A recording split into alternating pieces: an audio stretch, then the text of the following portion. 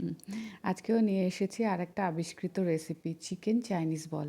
নামটা ঠিক হয়েছে তো? আবিষ্কৃত নাম কিন্তু এটা।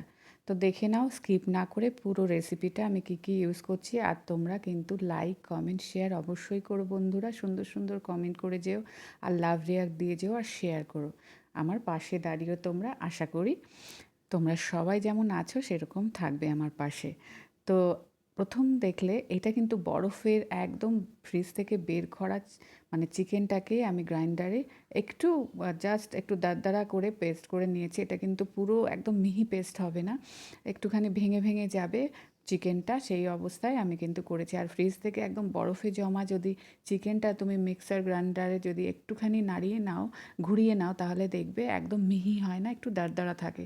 জাস্ট একটুখানি ঘুরিয়ে নিয়ে নামিয়ে নিলেই হবে।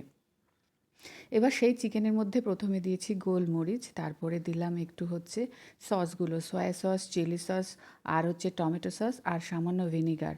আর যখন চিকেনটা আমি পেস্ট করছিলাম, পেস্ট ঠিক না, ঘুরিয়েছিলাম, তখন আমি কাঁচা লঙ্কা দিয়ে ঘুরিয়েছিলাম আর সামান্য নুন দিয়েছিলাম। তাই আর নুন ইউজ করছি না, কারণ এই সসগুলোতে সব নুন থাকে। তারপরে দিলাম ভেজিটেবলসের মধ্যে দিলাম হচ্ছে একটু রসুন পাতা, গাজর কুচি, এগুলো দিয়ে মেখে নিয়েছি দেখো। আর চিকেনটা দেখো একদম দারদারাই রয়েছে, একদম মিহি হয়নি। মিহি হলে কি হয়, চিকেন বলগুলো ভীষণ টাইট হয়ে যায়, আর ঝোল বা গ্রেভি টানে না, শক্ত থাকে, ভেতরে ড্রাই থাকে।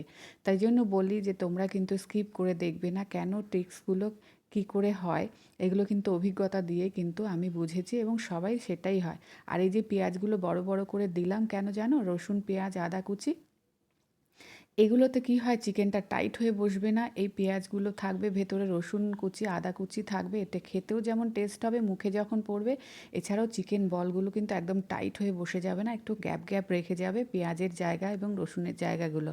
আর যার জন্য যখন আমি গ্রেভিতে ফোটাবো এটা, সেই সময় কিন্তু বলগুলো সব ঝোলগুলো একটু টেনে নিতে পারবে। না হলে কিন্তু বলগুলো টাইট হয়ে গেলে অনেক সময় ঝোল বা গ্রেভি ভেতরে ঢুকতে চায় না। এবার 1 ঘন্টার জন্য আমি ফ্রিজের মধ্যে রেখে দিলাম চিকেনটা।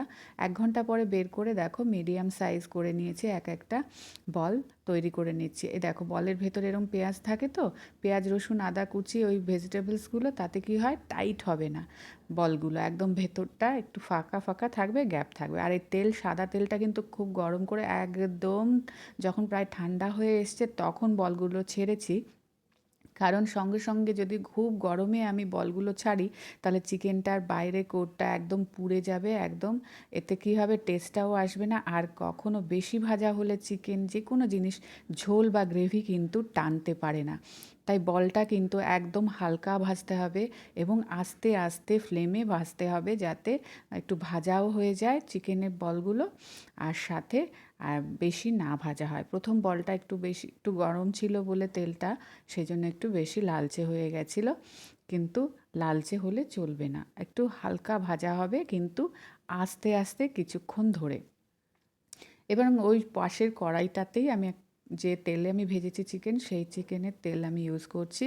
আমি 2 চামচের মতো নিয়েছি। আর এপাশে দেখো, এগুলো হচ্ছে রসুন কুচি, আদা কুচি, পেঁয়াজ কুচি, আর ক্যাপসিকাম কুচি, আর হচ্ছে গাজর কুচি, আর হচ্ছে রসুন পাতা, আর 2 কাঁচা লঙ্কা, 2টো আমি কুচিয়ে নেব, দেখিয়ে দিলাম।